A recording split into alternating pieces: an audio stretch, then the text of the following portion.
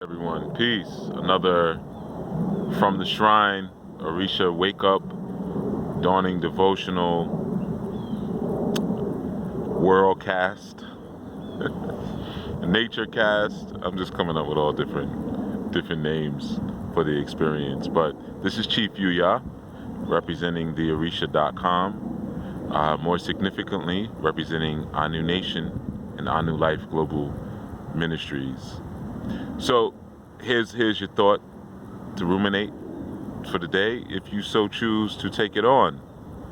And for my Anubians listening, those who are in the Anu world and men's ministry and women's ministry, this is especially for you. All right.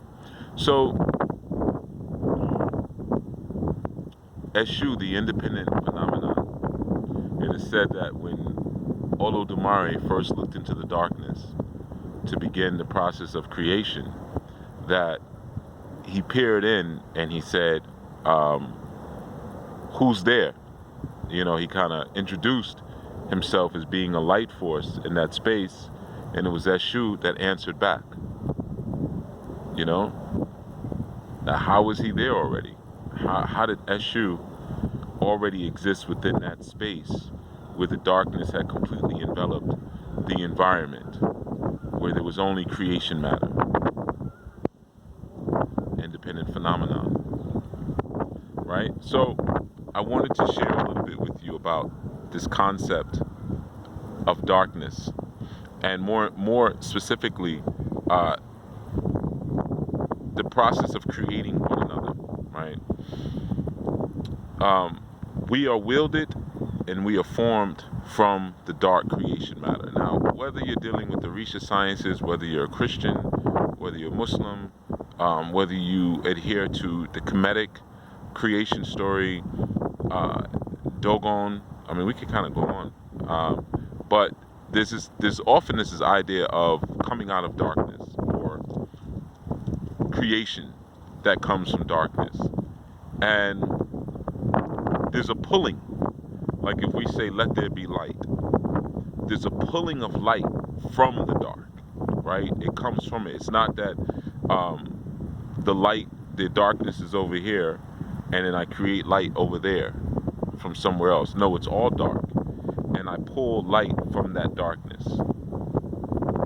But as with anything, you know, when you look at orders that sometimes are being overturned, you know, social orders, political orders, spiritual orders, there is a reign that individuals have or entities have, and they have to choose to relinquish that reign or to fight for it. I've often told you all that, you know, power, when we talk about self-empowerment or communal empowerment, youth empowerment, family empowerment, leadership empowerment, we can go on and on, of course. Power is 80% taken, 20% given. And I mean, you can even up it if you'd like, 90% taken, 10% given. But no one can give you power.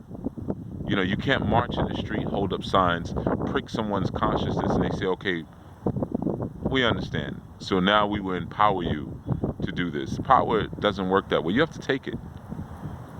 You have to take it. And then what happens when people see that they're completely defeated, or that defeat is imminent, then they hand over the rest of it to you. But it's really just it's a concession of defeat.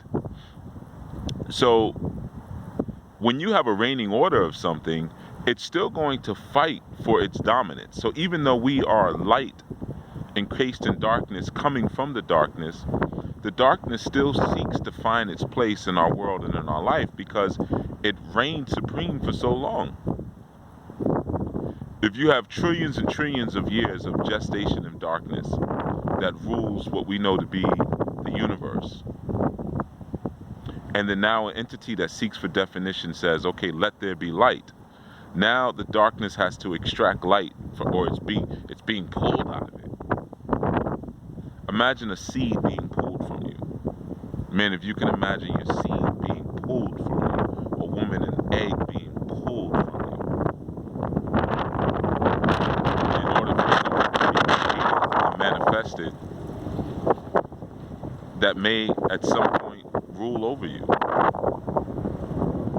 How easily would you give that up? How quickly would you give that up? So you see, often there's a struggle that we have with darkness, because darkness is looking for its position back in our lives. Darkness is looking for dominance back in our lives. And we work with gateway and crossroad entities like Eshu because they provide us the means to master darkness. So some people will look at Eshu. In Palo, we have Lucero,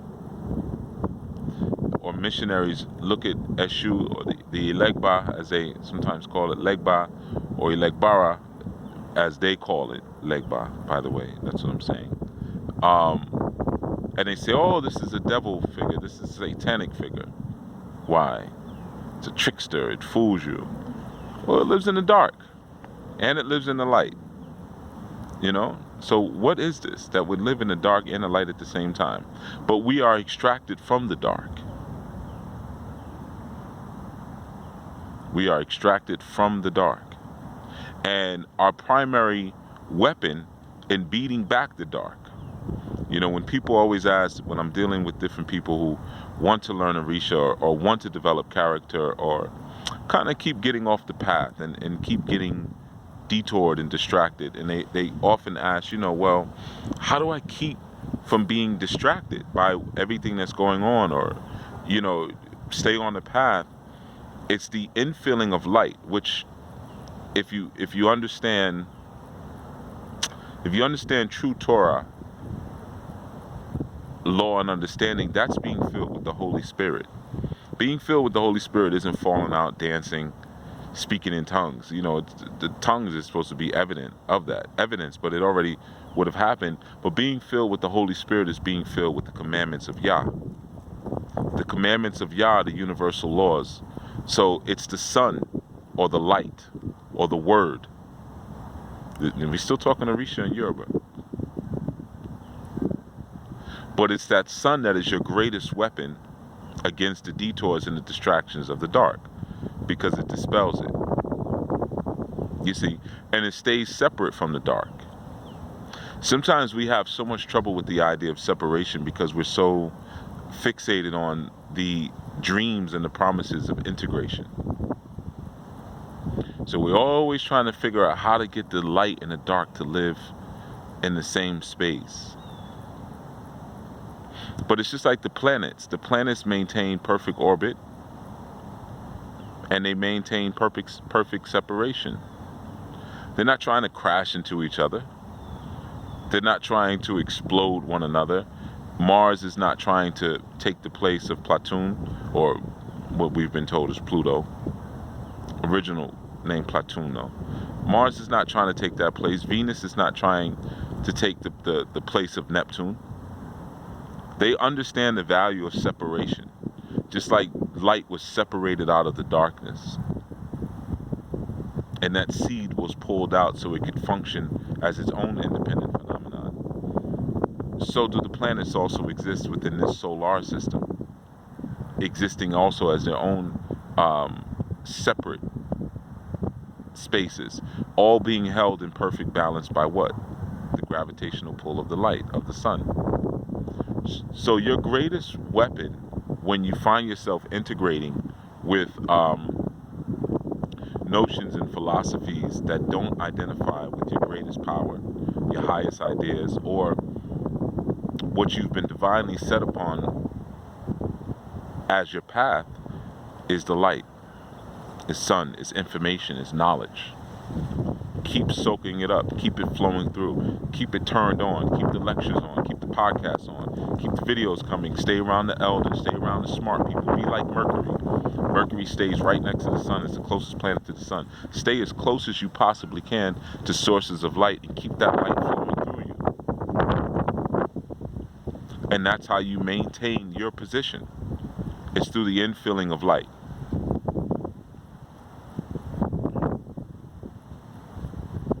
Imo, Oye, Obon.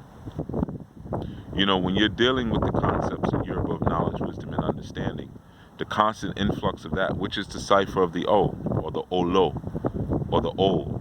Whenever we look at different Orisha names or terms, we might look at the sun, as we call Orun. But then we have Olorun, right? What is the difference? Orun being the sun, Olorun being the exalted aspects of the sun.